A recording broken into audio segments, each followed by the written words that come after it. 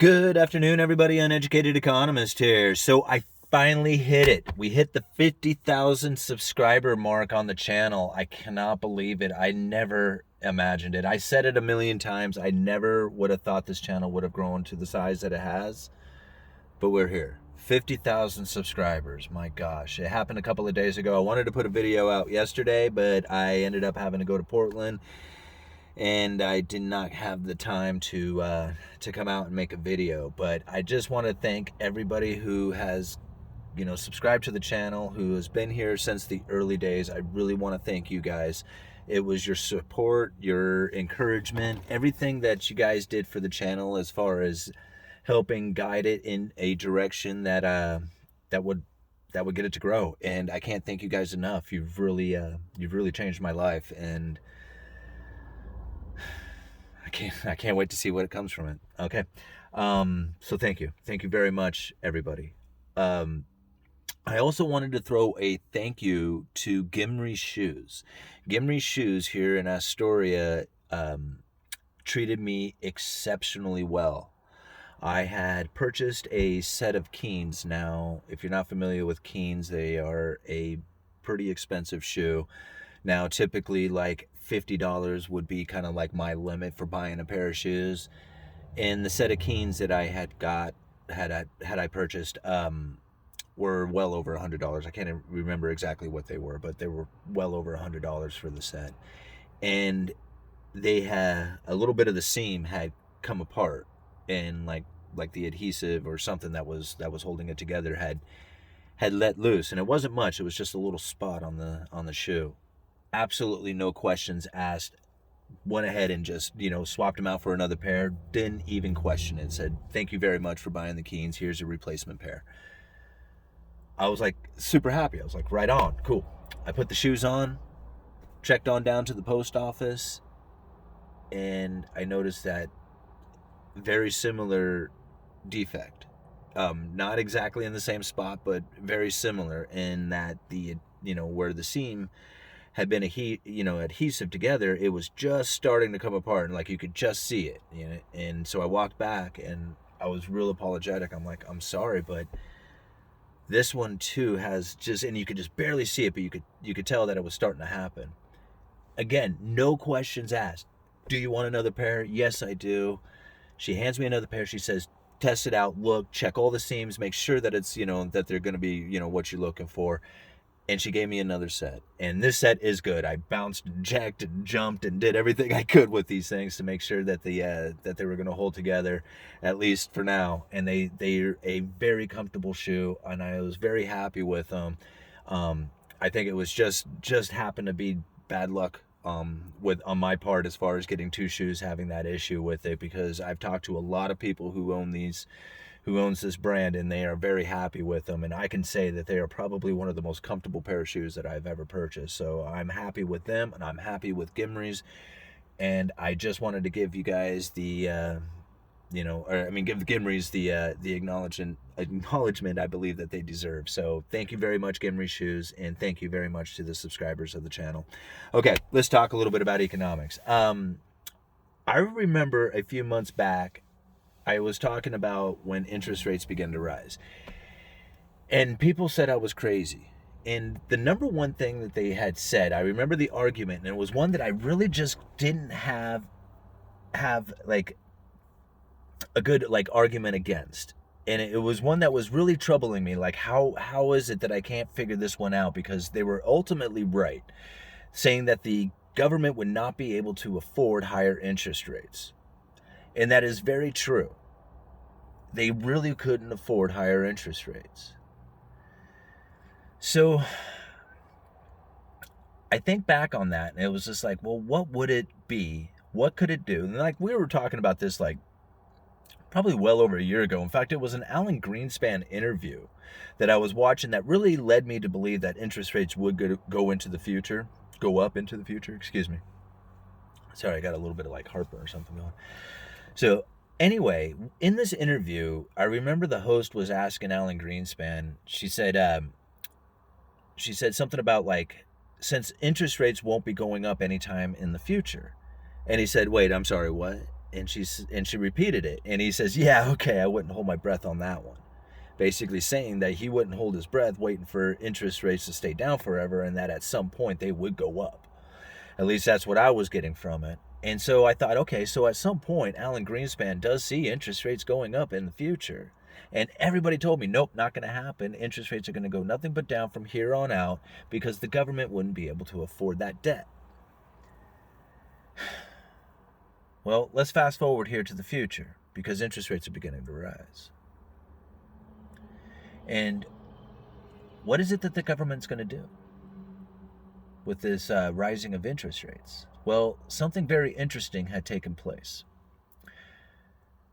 Back in March, when the whole lockdown and pandemic and everything that went down, right? Part of the fixing of the economy was the establishment of lending facilities. And now this gets really confusing because it was actually illegal. The only way they were able to do this is because of the unusual and exigent circumstances of the pandemic. If they didn't have the pandemic, they wouldn't have been able to do it. You create these lending facilities. Now, before the pandemic took place, we already knew that there was issues coming to the markets, coming to the economy. Because back in September of 2019, there was all of a sudden an issue with the interest rates in interbank lending. And it kicked off what they referred to as the repo madness. And the Federal Reserve had to step in with what they eventually nicknamed not QE. And what had happened there is that the banks had essentially run out of liquidity, had run out of cash. Now, there was plenty of reserves, but they were treasuries on account of how much debt that the government was issuing. These primary dealers, which are the big banks, they were absorbing this debt, which left them holding a lot of treasuries and not a lot of liquidity, cash. Okay, liquidity and cash is the same thing. Apparently a big tax payment, okay, this is what they say, came due right at that time in September. So a lot of cash left the primary banking system, their accounts, and went to the Treasury General account, which is basically just another account at the Federal Reserve. So it went from the accounts at the Federal Reserve from the big banks, and it went to an account at the Federal Reserve to the Treasury. But it left these banks sitting with very little cash. And now they need cash in order to function. This is it's hard to wrap your head around, but cash is the collateral for loans. So you think about it, you have all these loans nowadays that are no money down. There was a time when you had to have money down because the cash was the collateral to get more loan. I mean, that's just basically what it is, the easiest way to understand it. And if you don't have cash, then you won't be able to get the loan because you don't have the collateral. So that's what was going on with these banks, is that they essentially ran out of cash. And the Federal Reserve was coming in with the overnight repo saying, we'll take those treasuries off your hands, give you a bunch of cash, and the next day you'll pay us back. We'll do the whole thing over again, keep you guys with plenty of cash on hand. And that's what ended up happening for the repo madness. So we knew that there was issues taking place back in September of 2019, going all the way into 2020. And then February of 2020 hit, and it was going to be like the best housing market. And everybody was cheering it up, talking about how awesome the economy is. Everybody kind of forgot about the whole non-QE repo madness thing. Didn't really give much thought about it. And then pandemic hit. And all of a sudden everything changed, and all of a sudden, all bets be off, right? And this wasn't the time to be concerned about deficits and debts and all the other stuff. We needed to take care of this serious problem because we're going into lockdown. Part of this lockdown were those lending facilities. See, what they wanted to do was make sure that there was no part of the financial system that would freeze up.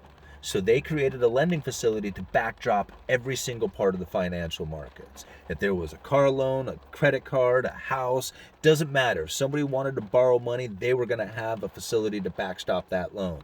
And again, this was illegal.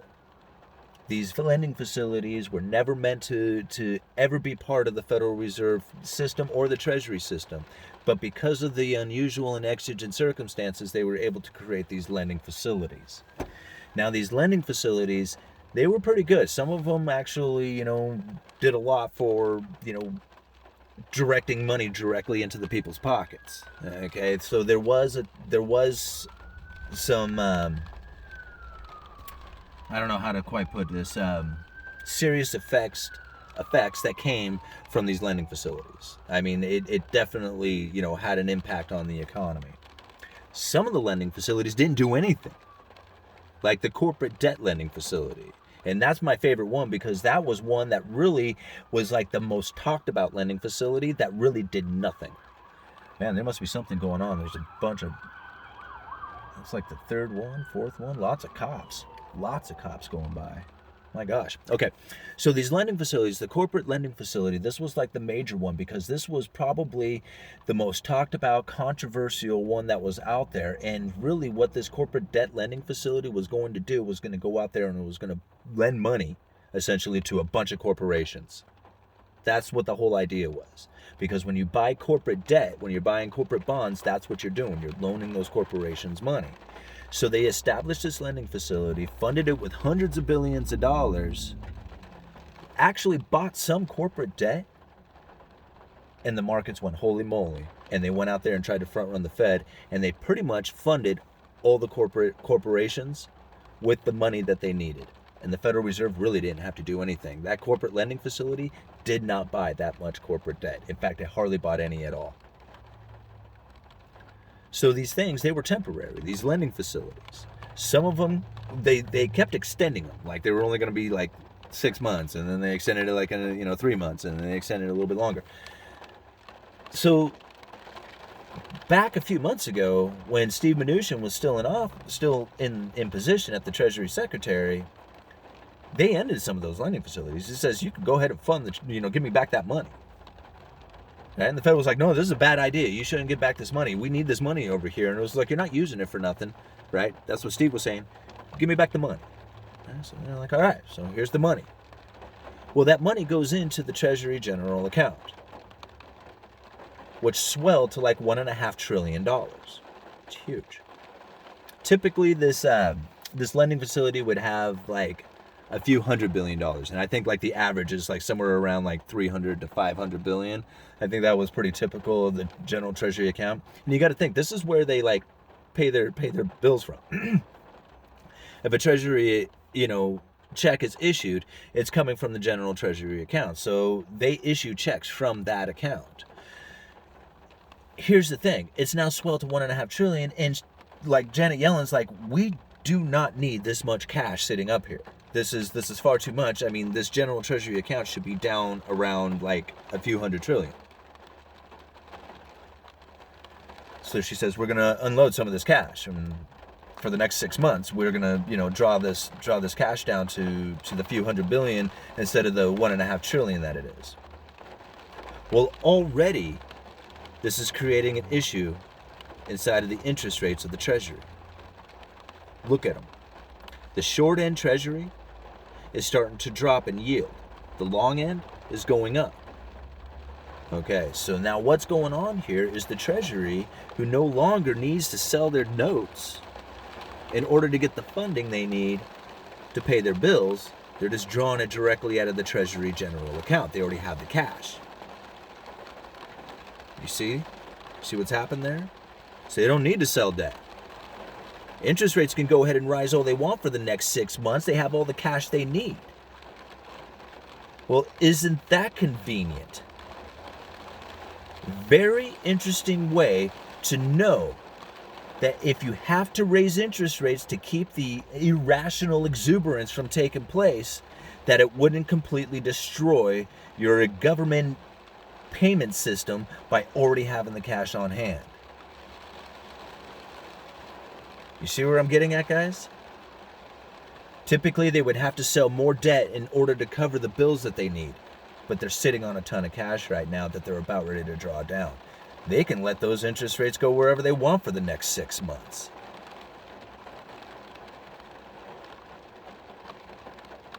See, I knew there was going to be a way. I just couldn't figure out how. And this leads me to believe all the more about how you never let a good crisis go to waste. If this did not happen, if the pandemic did not happen, those lending facilities would not have been able to come into existence. Because of the unusual and exigent circumstances, those lending facilities were able to be created, funded, shut down, take the cash, put it at the treasury, and now you can sit back and start letting the interest rates rise, unwinding or undoing the irrational exuberance, meanwhile allowing the government to continue to make its payments without having to worry about making a higher interest rate payment. Good job, guys. Didn't see that one coming. Uneducated Economist, you guys let me know.